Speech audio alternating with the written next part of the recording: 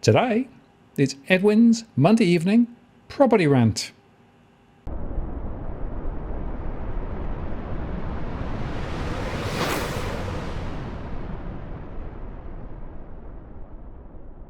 Hello again, it's Martin North from Digital Finance Analytics, one latest post covering finance and property news with a distinctly Australian flavour. And it's Monday evening and Edwin's with me. Hi Edwin, how you doing? Martin, how are you? Yeah. So, it's all changed and now people are saying the Fed won't put the interest rate up. Can you believe it? Oh, of course we can. Come on. What we keep on saying, watch till the banks start changing the lending policies as well. The fix was always in, Martin. The fix was in 2019 before the pandemic. The pandemic rescued a lot of industries, predominantly the real estate industry. But the real estate industry itself and the agents themselves are back to where they were in 2019 in a lot of pain. But with regards to the property prices and everything else, look, it's coming in from left, right, up and down from everywhere. The fix was always in. How long have I been saying? Do you really honestly believe that any government in the world wants the property market to crash? No, because most of the economies are held up by the property markets around. I mean, similar stories are being narrated now in America, and watch them. I know Canada's had a bit of a bloodbath, but our market is, in my opinion, has been and is too small not to have those fixes. Yeah, well, this is interesting because, of course, the three bank failures over the last few days have really changed the atmospherics in the US quite significantly. And, of course, the Fed and the Treasury in the US have announced they're going to effectively secure all the depositors from those particular failures and launch a term funding facility that allows other banks to access liquidity if needed if they get into difficulty. So once again, taxpayers come to the rescue of the banking system. Well, Dusty has a different story. Dusty tells me what really happened was, these are just rumors, right? These are just rumors. These are just Dusty's rumors. So I don't know how true they are. So, Dusty just told me over the weekend it's because Meghan and Harry had had all their life savings in the bank, SVB, and they made a call to the White House and say, hey, listen, we can't afford to let Harry's just launched the book, but the royalties haven't come in yet. Come on, you got to do something about this. That's the story I heard. Yeah, well, it could be. It's interesting, of course, because they also have outliers in the UK where the Chancellor over there has said they're not going to bail out depositors, but maybe the London operations will be bought by another bank. And in Australia, in fact, a number of high-tech shares here, like Life360, dropped significantly today on the back of the fact that they had exposures too. So this is actually, whilst it's a relatively significant failure, and near as big as the biggest that we've ever had, I guess, but it's still pretty large. And I think the ramifications could be there for some time. But once again, central banks step up, step out and say, don't worry, we'll fix it for you. Yeah. My question is, and this is what Dusty and I'll be talking about over the weekend, is let's change the name for the Silicon Valley Bank to Green Pastures Bank or the Ranchers Bank or something like that. Would the government have stepped in? I don't know. Well, it makes you wonder. But, they had particular exposures to crypto and to startup companies. And some of the organizations who had significant exposures were very large organizations with large cash flows but no profit, of course, because a lot of these startups are actually not yet in profit generating mode, so they're absolutely reliant on those flows of funds, and when the funds were turned off, that would have created huge issues. So there was a risk of significant contagion, but there are other banks probably too, because the root cause issue as to why these banks got into difficulty was to do with the higher interest rates and the bond rates and the cost of funds that the banks were being squeezed over. So I don't think we've seen the end of this yet. And I have this sort of nasty sense of Washington Mutual. At the start of the global financial crisis, Washington Mutual was the first entity to fall over. It took 18 months or so for the whole dominoes set to fall over. I'll be watching this quite closely, because it could well be that we'll see more failures down the track. And of course, like last time, we have central banks marching to the rescue and politicians saying, no, don't worry, everything's fine, folks. Nothing to see here, move on. Even Chalmers said it. So we'll just wait and see, shall we? Yeah, well, that's right. But the easy fix is just bring more migrants, more skilled labour force, and just keep piling it on. We got a lot of space. and a lot of Indians coming, by the look of it. Yeah, the Indians are coming. So it's just one of those things, Martin. It's just, look, Alva's got this, but then look, a lot of people are saying, he's found a new love affair with India, but we were talking about this, if you recall, when Perrottet went over to do that tour of Japan, South Korea, India, and Malaysia. Back then, you and I were talking about, look, okay, he's going there. Our mate Dom's there because he wants to bolster relationships. But at the end of the day, it was always that fix. It was always that that in the back of their minds, how to save the market, how to make the PR pathways a lot easier. You and I were bringing this out in 2019 when the permanent residency pathways for migrants were changed back in 2019. You and I were talking about this, and we were talking about the ramifications moving forward. We were talking about the changes to the to what under the legislation what is deemed to be regional, and we talked about how Wollongong, Newcastle, and all of Perth got re-gazetted or reclassified as being regional, and therefore if you applied to those to a regional area, you got extra bonus points. I mean, the fix was always in, Martin. This is the property market construction had to move on.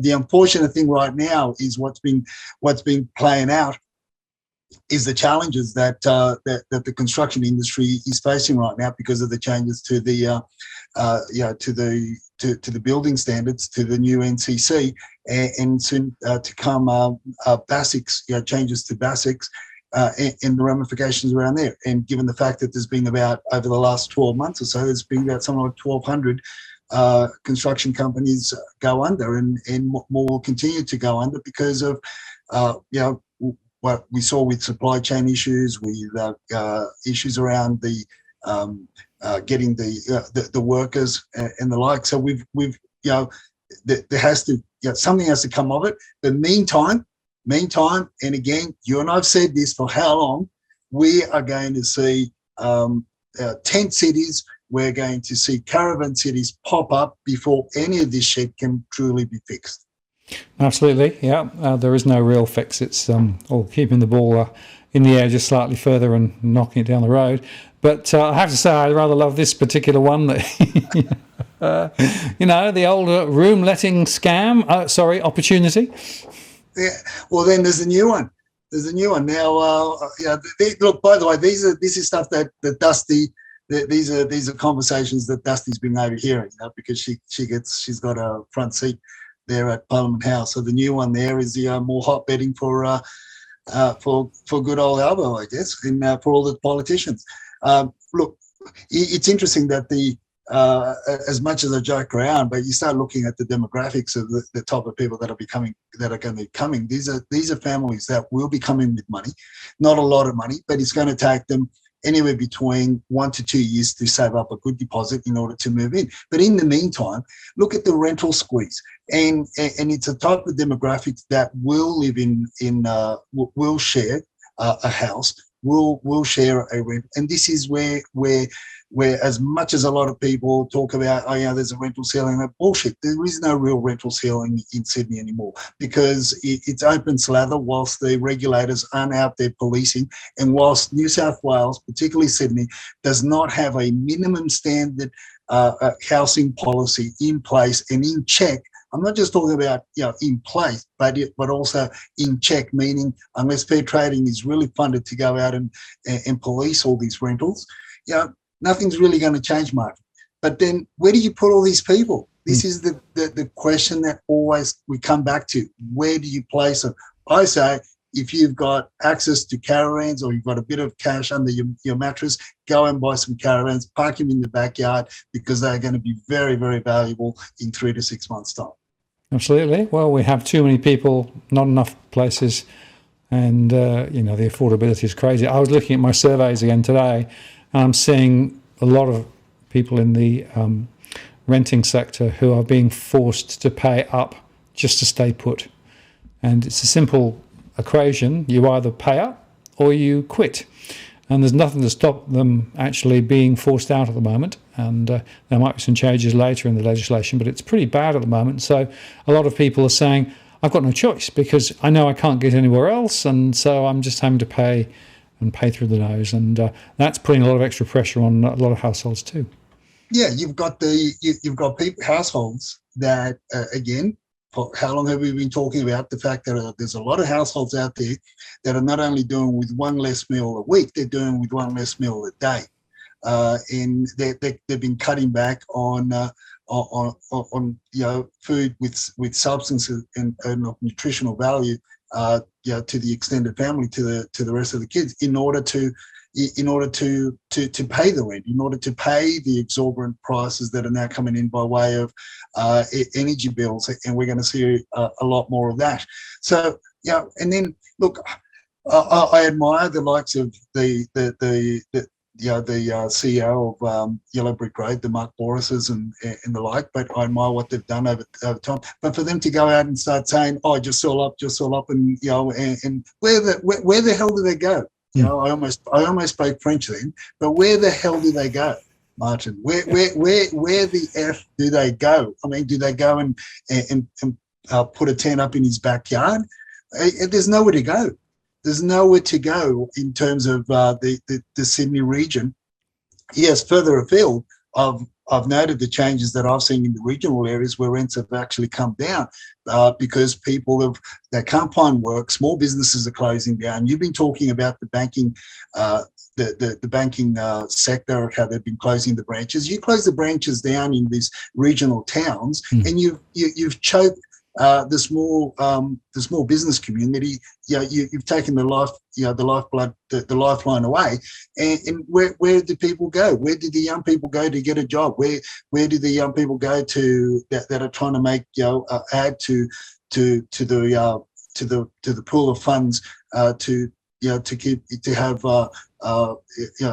an enjoyable life, a decent life, a lifestyle, or to assist a single parent, be it that to just pool some of the extra money that they would make on the weekends because of that they get a part-time job. These small towns are going to be ghost towns, and yes, rents are going down in there, and rents have been going down also in the mountains region from the mid mountains on, because people don't want to.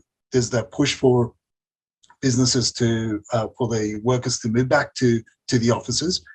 So the finding it, the commuting is hard. So all these things they're going to be playing out. But the governments, with state and federal, their idea, their answer to our problems is just bring more migrants, bring more people in. We know we're already trying to cope with all the people that are leaving Melbourne and coming back from the sleepy town of Queensland. We're already coping with that, and look, and also we're already coping with the people that unfortunately have been caught up in the natural disasters, north, south, east of Sydney, within New South Wales, but I don't see anything substantive being done by the state and the Fed. No, I agree. A lot of talk but no action. And frankly, the quality of the discussion in the New South Wales election campaign so far on these issues is close to zero, right? So there's a few little dog whistle politic conversations, but really nobody's got any solutions to this. There's promissory notes. There is promissory notes that by the time a toddler ends up in leaves tertiary education, they'll have $18,500 in the bank account by way of government contributions. I mean, that's what our mate Dom's promising, isn't he? I mean, absolutely. Give it to them now. This is because they're not going to have any form of livelihood. They're going to be malnutrition. They're going to be have all sorts of forms of sicknesses because of the aspect of bad food and bad health in those primary years of development. Give it to them now, for God's sake. This is what they need it now, not in by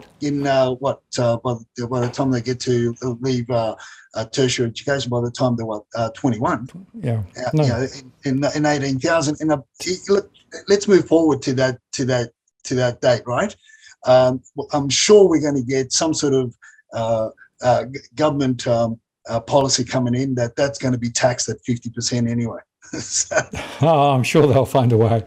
Yeah, let's move on to talk about the numbers because, well, there's a few things happening, I suppose. Here's Sydney.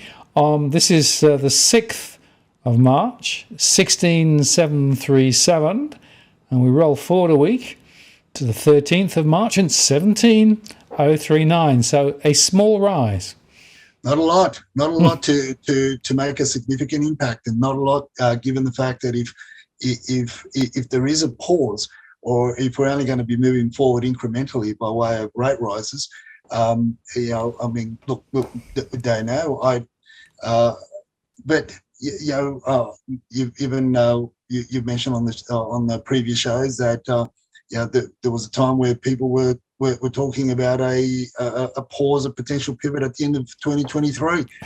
Anyway, so look, at the end of that, if the numbers don't crank up to 10,000 freestanding homes, which is only 2,500 more than what we've got listed on market at the moment in the Sydney region, and at least 10,000 apartments. Look, there's no stopping the FOMO that's out there. What we see north, south, east, and west in the Sydney region, and up to Penrith, when we're out there, when the team's out there looking for properties with clients, and also talking to real estate agents. I mean, there's a lot of FOMO, and if we're moving now into the colder months of the year, so and hence the reason why I'm not wearing a jacket. I'm a bit cold here in the studio.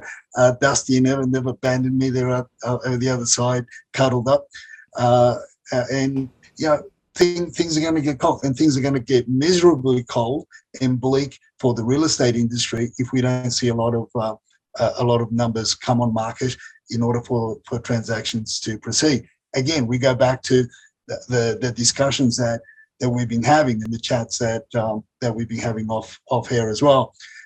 Look, just talking to a colleague of mine that has a very, very big mortgage book, and the people that are suffering the most are the first-time buyers that came into the market with your 5 and 10% over the last 2 to 3 years. I mean, they're in absolute, they're in a mess. They're in a lot of strife. Most of them are in the western suburbs.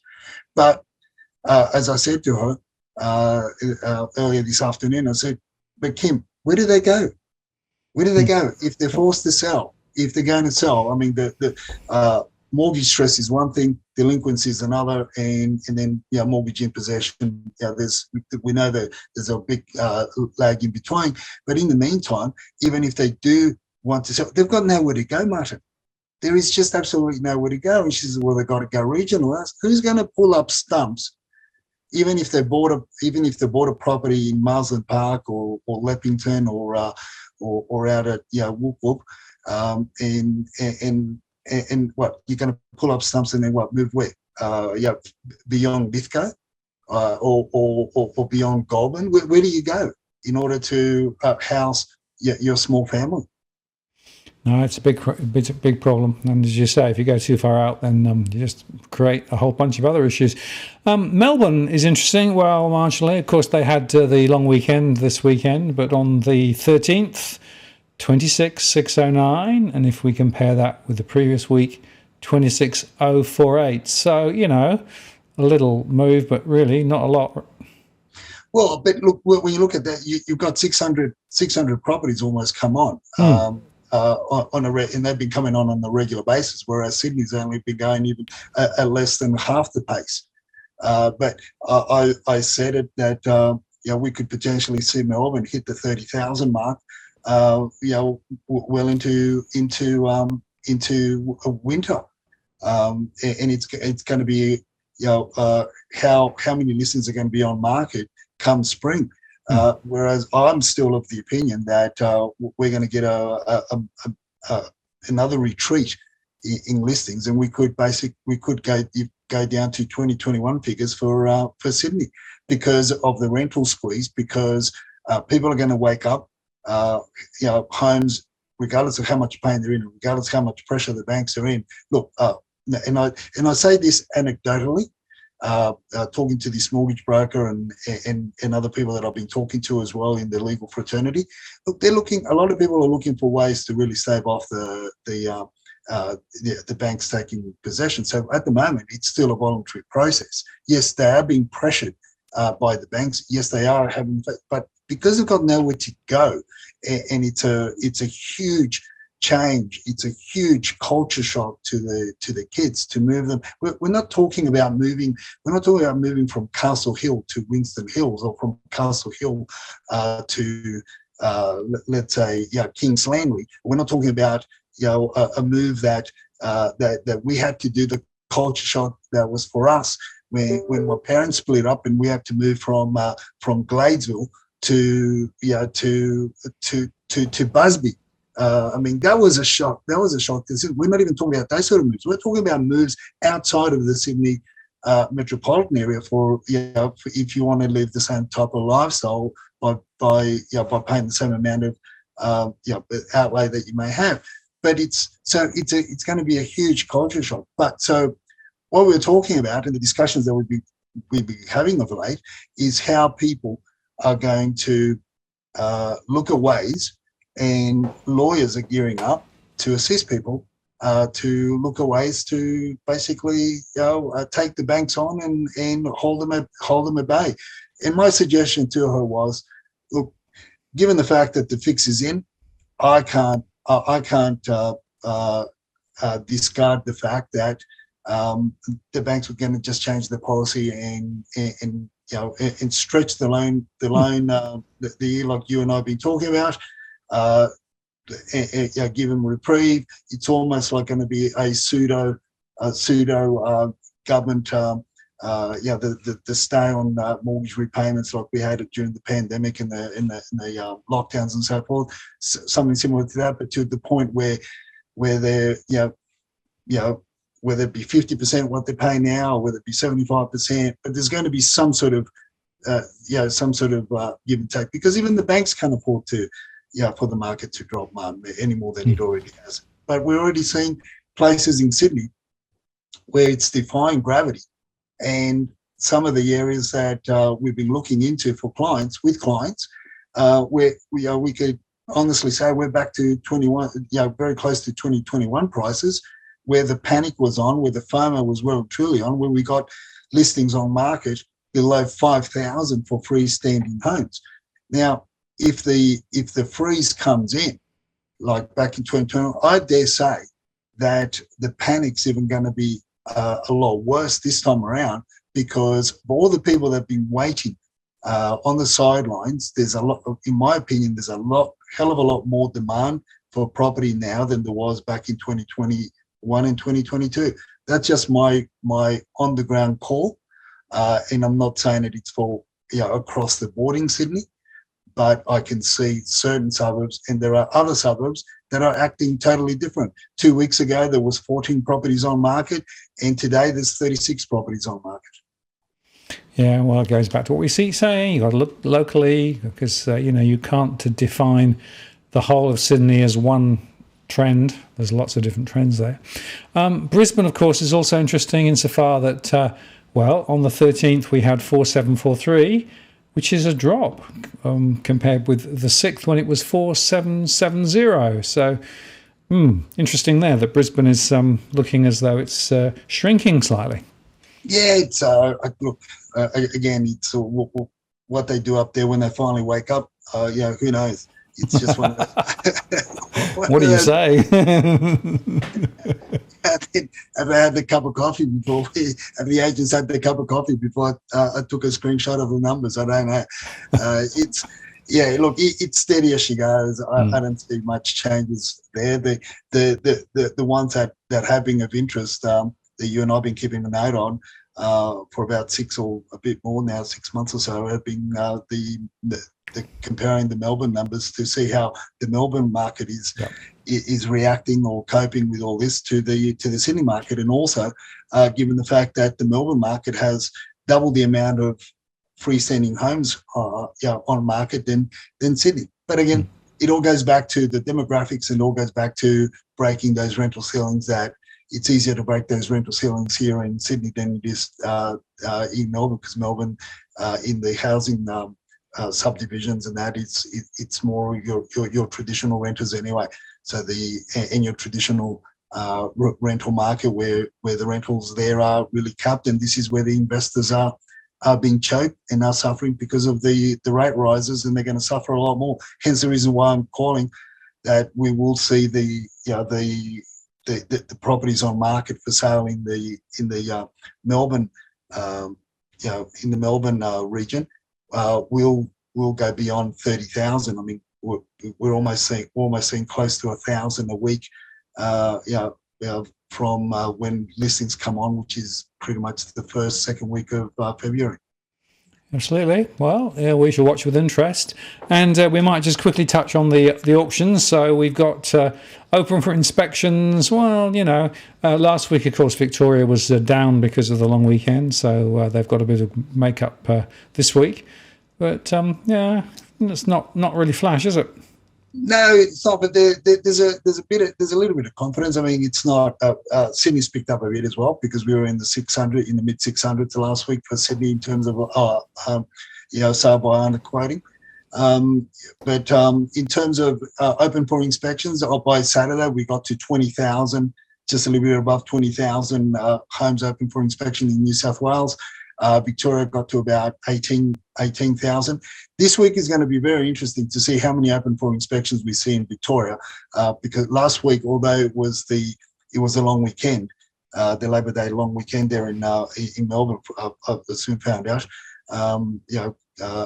Then it's going to be interesting to see how many open for inspections we get. And I'll put that screenshot up on Friday evening or late at night or Saturday morning on there for those that follow me on my Twitter feed. I'll put it up and we'll get a comparison. I dare say that we'll probably have about 25,000, 24 to 25,000 open for inspections in Melbourne, and we probably only clock the 20,000, which is about 10% short than what we were in the fourth quarter of 2022. Absolutely, sounds worth watching. And then we'll just look at the board. So this is the stacked ranked list, and the ones highlighted. I guess they're the movers. What's happened to Blacktown? Well, this is the thing, Martin. This is, remember when we started tracking this or putting this screenshot up, we said it was going to be interesting to see where which areas are going to be pushing the auctions. And typically the auction campaigns are, I want to get out quick, right? So if you see an auction campaign because they can achieve a high price, or people want to get out quick, apart from the obvious that the agent wants a quick commission anyway. So I'm looking at this, and I'm looking at the suburbs where people want to get out quick, and then I start looking at the listings that are for sale in those areas, and talking to the agents. And you know what? 7 out of 10, 70% of them are investors. Are investor-owned property that are going to auction for these suburbs that I've highlighted, because these are the suburbs in your west, southwest, northwest, west region of Sydney, where you would expect. I mean, it's understandable. Yeah, you got your St Ives, Mossmans, and your Randwicks and Balmain's eastern suburbs are predominantly where the auctions are more your cup of tea for way of selling in traditional sales. And that has been the case for since I was working for LJ Hooker at West Pennant Hills back in the back in the day, about 22 years ago. I mean, it's just the norm there for the eastern suburbs and the North Shore. And but when you start seeing the western suburbs pick up and be almost at the top of the table, well, I start digging a little bit more and finding out why. And it's your investor areas where, and again, the addresses will tell me whether or not the homes that have been put up for sale or the apartments that have been put up for sale by way of auction, whether or not they are in a locale in an area where you would get the room letters, or the people that, or the type of homes, dwellings that you could break the rental ceilings. And most of the time they're away from there. They're more in your traditional owner-occupied type of dwelling scenarios where you can't really do much to a property without the nosy neighbours, checking what you're doing, and therefore you can't rent your garage out as a granny flat.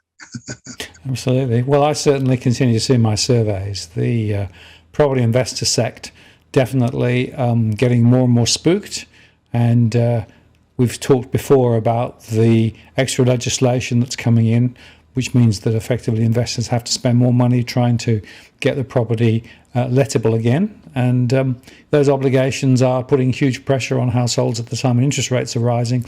And unfortunately, if you put the rent up, you can put the rent up a little, but you can't cover the costs sufficiently. So the net return after all the costs of investing in the property and managing it are more and more negative. So it's not surprising that people just say, well, I'm quitting. I'm actually getting out of property investing. And, on average, I reckon there's about 20% less properties for investment now than there was a couple of years ago. So that's part of the supply problem.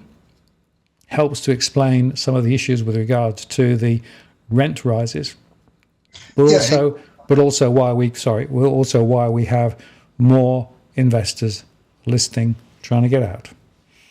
Yeah, and again, I'll say this is where also you'll see this in a lot of areas where your traditional investor, that's as we call it, that's not a WeChat chatter or is catering for the room lettings or the hot beddings. They won't take it on because it's you can't have those sort of dwellings being managed by your traditional real estate agency, because it's for us under our license it is against the law. I mean, you can flout with the law because you haven't got a license, but we can't. There's a governance over us. There's legislation and regulations that we have to adhere to. So in those traditional areas, the investors are they're being absolutely caned, and they can't maintain those properties. And as you and I have said, we would have seen a lot more downsizers and a lot more investors as well. Come on the market if there was an alternative for them as well to go to, by way of putting the money into something else, or by way of selling and buying something locally. The transaction costs are just absolutely horrendous, and it's become cost prohibitive. What we may see, Martin, is in many areas of Sydney, if there is a very a slowdown, or even we may not even get a rate rise next month, or there's let's say what they're saying is going to happen with the Fed. It sort of and it has a similar effect here with our market. Potentially, what we could see is a reversal of listings on market, because then sellers will feel confident that there'll be a lot more buyers in to pay a lot more for their properties as well, if you know what I mean. It's almost like a reverse effect, right? So whilst they're thinking and they're believing and they're being watching and reading the mainstream media, which is lagging, and they're telling that the property prices continue to drop, well, they don't want to sell. They'll sit back and wait. But if we start seeing the narrative change by way of a slowdown in rate rises, or none at all next month, or whatever, and we could see a lot more come on market. but that could take 2 or 3 months for that to play out as well.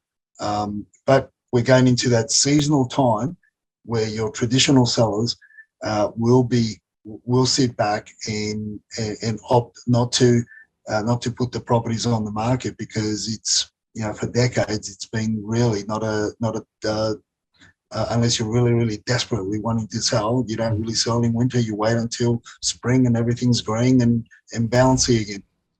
Yeah, absolutely. Well, we'll watch with interest. Now, before we close, you do have a little suggestion with regard to tip of the week, and actually, this is a really important one at the moment, isn't it? Yeah, it's a revisit of a previous 7, that is secure your leases. Secure your leases. If you're halfway through your 12-month lease, or regardless, just go and ask your property manager for the option.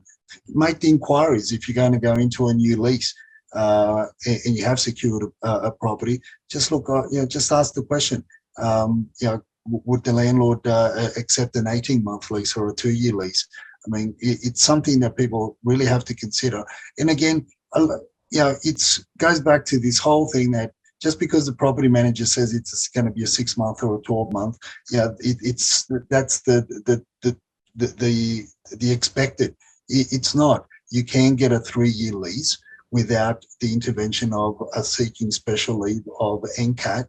If it's more than 3 years, well, then you have to seek special leave, and there are special things that are put at play. But that's something that the reforms are looking at changing as well, and the renters union are looking at changing that you could get up to 5-year term leases without seeking special approval from NCAT. And that really comes back down to how often you can expect a rent rise.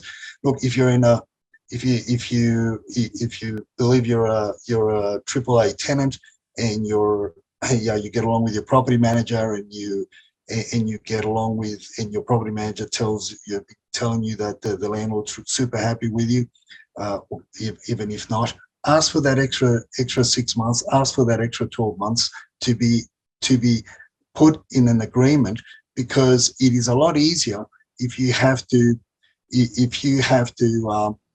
negate or break your lease, because that's been made a lot easier for tenants to walk away. And you know what?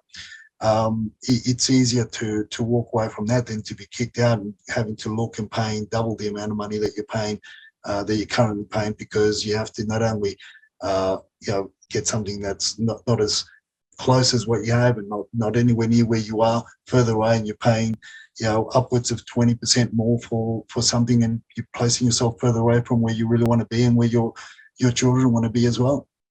Absolutely. Yeah, very important message there, particularly now. And anybody who's in the process of negotiating, just think about getting a longer lease. All right? As you say, there are some parameters around it in terms of how far you can go, but gives you greater peace of mind, greater flexibility as well. And I think it's definitely worthwhile considering that at the moment. Edwin, thank you very much. Enjoyed chatting with you as always, and we will have another go next week. Oh, definitely. So I didn't know whether you're going to be around. I thought today we're just going to, chew the cud and talk shit. But obviously, if you're going to be around, and I'll format it again for next week by all means. And hopefully, the world will still be here, and the nukes will still stay intact. And we'll see what the WeChat chatters do next week. Everything's just still quiet on the WeChat front, but again, for a lot of other stuff that you and I talk about, and following on from the topics that we raise, our followers know that to follow yourself and myself on Twitter, because we sort of continue the stories on there, and you and I break the news before the mainstream even get wind of it.